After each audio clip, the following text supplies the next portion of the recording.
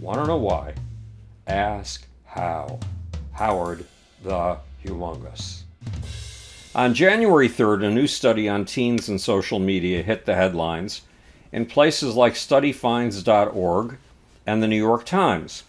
The headline in Study Finds was scary. It warned of a social disaster, and it explained that children who frequently check social media face significant brain changes. But the headline was wrong. Dead wrong. Here's the story. Roughly 3 years ago, 7 researchers from the Department of Psychology and Neuroscience at the University of North Carolina at Chapel Hill began what they called a 3-year longitudinal cohort study among 6th and 7th grade students recruited from 3 public middle schools in rural North Carolina. There were 169 students involved in the study. When those students were 12, the researchers asked them to describe their use of social media, specifically their use of Facebook, Twitter, and Instagram. Some of these 12-year-old students checked their social media 15 or more times a day, others between 1 and 14 times, and yet others less than once a day. Once a year, the researchers asked the students to play a video game where the rewards and punishments were pictures of teenagers smiling or looking angry. While the students played the game, the researchers took pictures of their brains using fMRI, functional magnetic resonance imaging.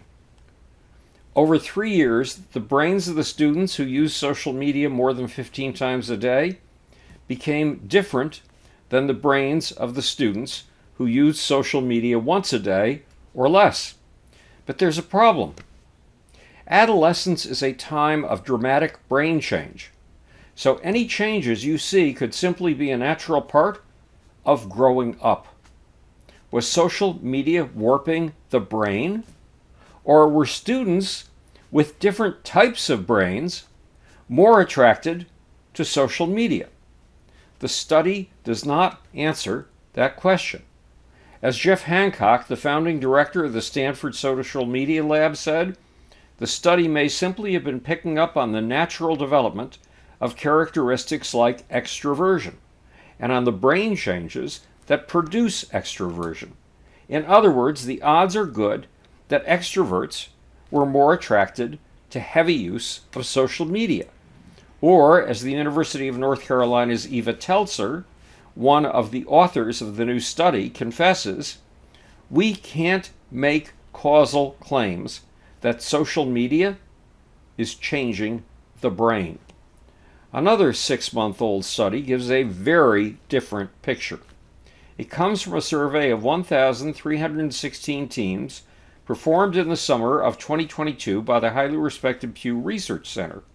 The Pew survey suggests that social media use is an enormous positive for teens. According to Pew, 80% of teens say that social media makes them feel more connected to what's going on in their friends' lives.